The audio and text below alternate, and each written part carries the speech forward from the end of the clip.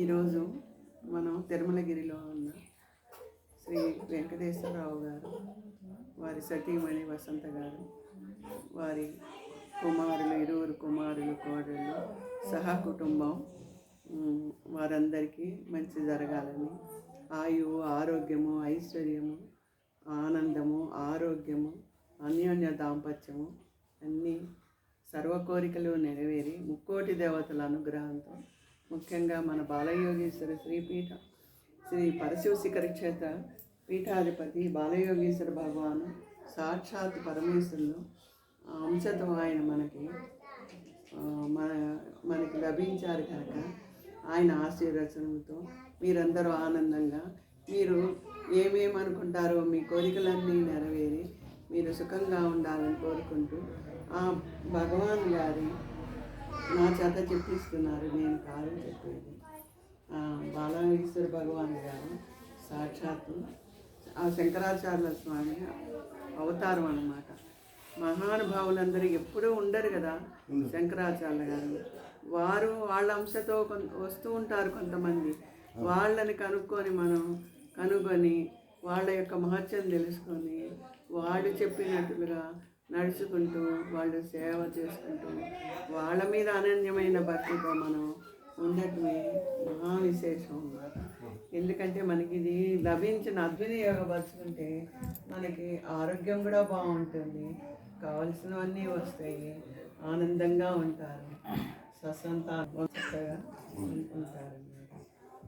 బాలయోగేశ్వర భగవాన్ గారు అమ్మ వాళ్ళతో చేరుకుంటారు. ఆవులు అవి కాస్తుంటే తప్పిపోయినారు, పెద్ద గాలి వచ్చి తప్పిపోయి ఆయన వీళ్ళేమో ఆవులు తోలుకుంటున్నారు, పిల్లవాడు ఏటో తప్పిపోయినారు.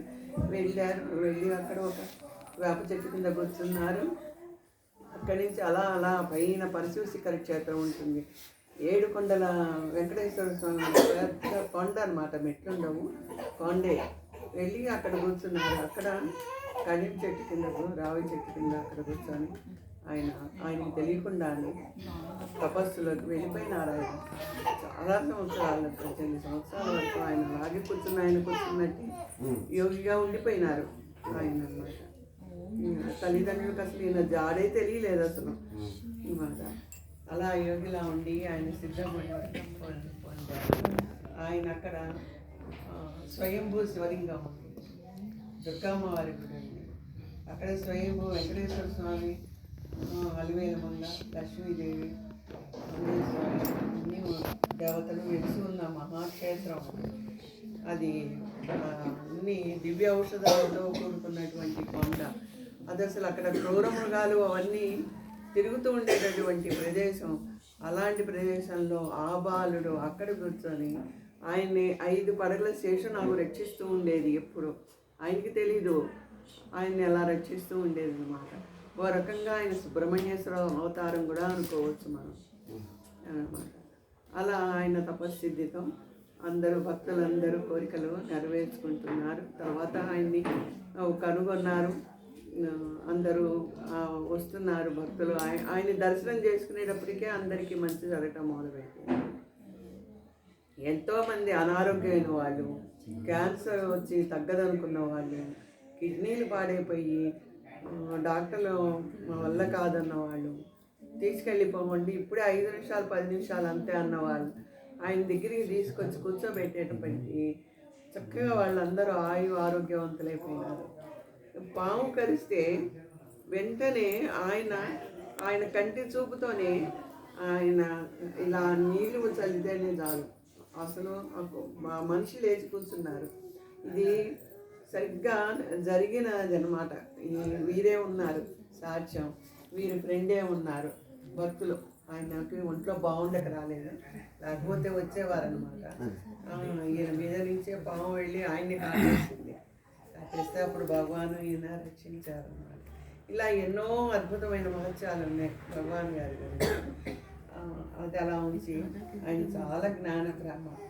ఆయన ఎంత మహానుభావుడు, ఈయన కూడా అంతే మహానుభావుడు. ఆయనకున్నంత మహత్యం ఈయనకి ఉంది. ఈయన కూడా తపస్సు చేశారు కొన్ని సంవత్సరాలు, భగవాన్ని అనుకోకుండా కలిశారు. ఈయన వాళ్ళ అత్తగారు వారి దగ్గర అనమాట. ఒక మూలకంగా పరిచయం అయ్యి వాళ్ళ ఊళ్ళో తెలిసిన ఒక మహానుభావుడి వల్ల పరిచయం అయ్యి స్వామివారిని దర్శనించుకొని సాక్షాత్ ఆయన మహత్యం నమ్మేవారు కాదు. ఆయన చిన్న ఆయన, ఈయనకంటే ఆయన చిన్న ఆయన మహత్యం తెలుసుకొని ఇలా మీరు మూల ఉంటే ఎట్లా బయటికి రావాలి, జనులందరికీ మేలు చేయాలి, మీరందరూ లోక కళ్యాణం చేయాలి, బాధలు కష్టాలు అన్నీ తీర్చాలి అని చెప్పి ఈయన వారిని మెల్లిగా జనంలోకి తీసుకొచ్చి పరిచయం చేశారనమాట. ఈయన కూడా సిద్ధయోగి అనమాట. ఈయన కూడా తపస్సు చేశారు, ఆయనలాగానే తపస్సు చేశారు. హిమాలయాల్లో కూడా తపస్సు చేశారు. 100 రోజులు 3 నెలల పైన చొక్కా లేకుండా ఏమీ లేకుండా ఆ మంచు కొండ మీద కూర్చొని తపస్సు చేశారు. తపస్సు చేసి ఈయన కూడా సిద్ధయోగి అనే భగవానే నామకరణం చేశారు. అదీగాక పీఠాధిపతులు, మఠాధిపతులు అందరూ నాగ సాధువులు కుంభమేళకి వెళ్ళారు కదా, ప్రతి నాగ సాధువులు ఋషులు ఎన్నో సంవత్సరాలు వాళ్ళు కూడా ఈయన వెళ్తుంటే పిలిచి దగ్గర కూర్చోబెట్టుకొని నెత్తి మీద చేయి పెట్టి ఆశీర్వదించి నువ్వు సిద్ధయోగి నాయన అని చెప్పి ఆశీర్వదించారు గురువు గారి సమక్షంలోనే అన్నమాట. అందుకని అక్కడ పరశు శిఖరంలో ఆ గురువు గారింటి మన ఎదురుకుండా ఈయనకి పూర్వనామం మహేశ్వర గారు, ఇప్పుడు ఈయనకి ఆయన పేరు పెట్టారు శ్రీరామ ఆంజనేయ నారాయణ ఈశ్వర స్వామి సిద్ధయోగి అన్నమాట. ఇప్పుడు అంటే మామూలుగా అంతకుముందు నామము తర్వాత గురువులు పెట్టిన నామం ఉంటుంది కదా, అలాగనమాట. అయితే ఈయన కూడా చక్కగా ఎవరన్నా వస్తే వారి వారి బాధలు, వారి యొక్క రోగాలు, వాళ్ళ యొక్క కష్ట సుఖాలు, సంసారంలో ఉండే బాధలు అన్నీ కూడా ఈయన కూడా తీర్చగలిగే శక్తి ఉంది. ఈయన దగ్గరికి వస్తే ఆయన దానికి తగ్గట్టుగా చెప్తారనమాట. ఆయన చెప్పినట్టుగా చేసుకుంటే అందరూ ఆయుర ఆరోగ్య ఐశ్వర్యవంతులై సుఖ సంతోషాలతో ఆనందంగా ఉంటారు. పిల్లలు పుట్టిన వాళ్ళకి పుడతారు, మాటలు కాని వాళ్ళకు కూడా మాటలు ఇచ్చిన వాళ్ళు ఉన్నారు. ఆ భగవాను పుట్టి ఆవిడికి కళ్ళు లేకపోతే ఆవిడ అనుకోకుండా భగవాన్ ఎదురుపడితేను ఏంటమ్మా అలా అంటే తౌళ్ళాడుకుంటూ నడుస్తుంది కదా, ఏంటమ్మా ఇలా నడుస్తున్నావు అంటే నాకు పుట్టినప్పటి నుంచి కళ్ళు లేవు. ఆయన కంటి చూపుతోనే ఆవిడకి కళ్ళు వచ్చాయి. ఇప్పుడు ఓకే, అక్కడ ఆవిడ మక్కురుగడ్డలో ఉన్నారు, అక్కడ వాళ్ళ ఇంటి దగ్గరే ఉన్నారన్నమాట. అలా ఆయన చేసి చూపించిన వాళ్ళు, మాటలు రాని వాళ్ళు, కళ్ళు రాని వాళ్ళు, పాము గడిచి చచ్చిపోయిన వాళ్ళు, చేతబడి చేస్తేను అవి అలాంటివన్నీ ఎన్నోను ఇప్పటికీ వాళ్ళ ఊళ్ళో ఉన్నారు. వాళ్ళందరూ భక్తులైనారు, సేవలు చేస్తూ ఉన్నారు అన్నమాట. అది ఇంకా వృద్ధిలోకి రావాలి, అందరికీ తెలియదు కదా, అందరికీ తెలిసే బాగా వృద్ధిలోకి వస్తే బాగుంటుంది. స్వయంభూ శివుడు ఉన్నారు, ఆయనకి చిన్నప్పుడు అక్కడ కూర్చొని తపస్సు చేసుకుంటే సాక్షాత్తు శివుడే ఒక మునీశ్వరుడు రూపంలో వస్తారు. వచ్చి నాయన నువ్వు ఉపనయనం చేసుకో, గాయత్రి మంత్రం చెయ్యి అంటే మేము పేదవాళ్ళం స్వామి, మాకెవరు చేసేవాళ్ళు లేరంటే నేను చేస్తానని చెప్పి ఆ మహాశివుడే ఆయనకి జంజం వేసి గాయత్రి మంత్రం ఉపదేశం చేసి యజ్ఞోపవీతం వేసి ఆయనకి కొన్ని అమ్మవారి విగ్రహాలు పంచాయతం అంటారు కదా, అవి కొన్ని ఇచ్చి ఆయన అంటే చిన్న పిల్లవాడు కదా, వాటి వంకి ఇలా చూసుకుంటూ కూర్చొని తల ఎంతకో పైకి ఎత్తేటప్పటికి ఆయన కనిపించలేదు, అక్కడున్న స్వయంభూ శివలింగంలో మాయమైపోయినారు. అలాగే అమ్మవారు కూడా కనిపించింది, పలకరించింది అనమాట, వచ్చి స్వయంగా పలకరించింది. అట్లా ఆశీర్వచనాలు పొందారు. సాక్షాత్తు శంకరాచార్యుల గారు కైలాసం వెళ్ళి అమ్మవారి దర్శనం చేసుకున్నట్టుగా ఆ శివుడు ఆ అమ్మవారే ఈయన దగ్గరికే వచ్చి ఆశీర్వచనాలు ఇచ్చినంత మహానుభావులు అన్నమాట. కాకపోతే మనకి అంత అనన్యమైన భక్తి ఉండాలి, భక్తి లేకపోతే కుదరదు కదా. ఇప్పుడు దేవుడైనా మనకి భక్తి లేనిదే ఆయన ఏమి ఇవ్వడు కదా. అది కాకపోతే ఏంటంటే మనం ఎప్పుడు ఈ సంసారంలోనే ఉండి ఇందులోనే ఉండకుండా మనం ధ్యానం చేసుకుంటూ మంచి సేవ చేసుకుంటూ ఉపకారం చేసుకుంటూ చక్కగా ఆయన చెప్పే ఆత్మజ్ఞానం అంటే మనలో ఉన్న ఆత్మ పరమాత్మ ఒకటే కదా, ఆత్మకి పరమాత్మకి గల భేదం ఆ రెండు ఒకటిగా కూడా రుజువుగా మాకు సాక్షాత్ కళ్ళకి చూపించిన మహానుభావులు అన్నమాట. అంతకన్నా నేను చెప్పడానికి కూడా, ఎందుకంటే మేము సాక్షాత్తు చూసాము, మాకు భగవాన్ చూపించారు, ఇలా చూపించారు ఆయన, ఇట్లాగేను వీరికి నాకు అన్నమాట.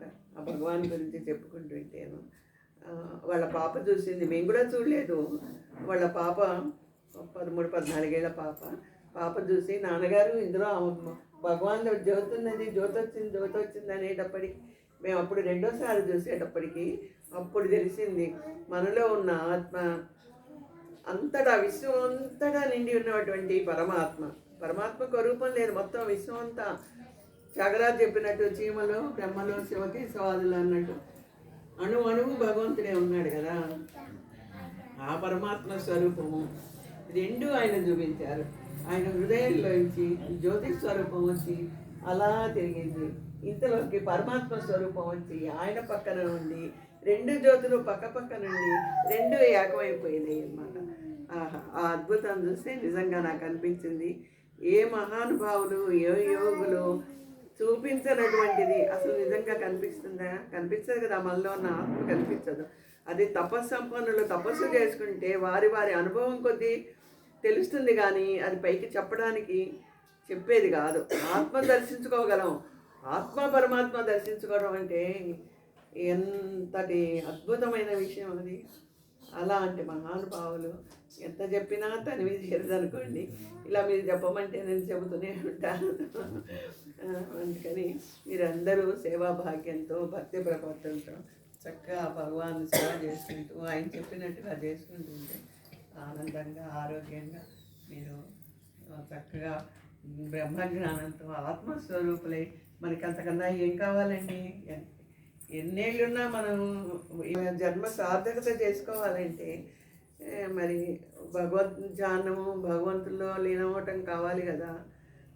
ఎన్ని వేల సంవత్సరాలు నా కొడుకు పిల్లలు మనవాళ్ళు వీళ్ళ మీదే ఉంటుంది మనకి ఎంతసేపటికిను. మరి మనం తరించడం ఎప్పుడు? అందుకని భక్తి, జ్ఞానం, వైరాగ్యాలతోనూ వెలసిల్లుతూ సంసారం చేసుకోవాలి. ఇది ఉండాలి, మనం భక్తి ఉండాలి, భగవంతుడి మీద ధ్యాస ఉండాలి అని చెప్పి నేను భగవాన్ చెప్పిస్తే చెప్తున్నా. అంతా నారాయణ ఈశ్వరి గారు ఆయన చెప్పేతేనే భగవాన్ గురించి లీలలు నేను చెప్పగలిగాను అన్నమాట. హర హర మహాదేవ శంభో శంకర శ్రీమాత్రే శివాయ గురవే సమస్త కళ్యాణం.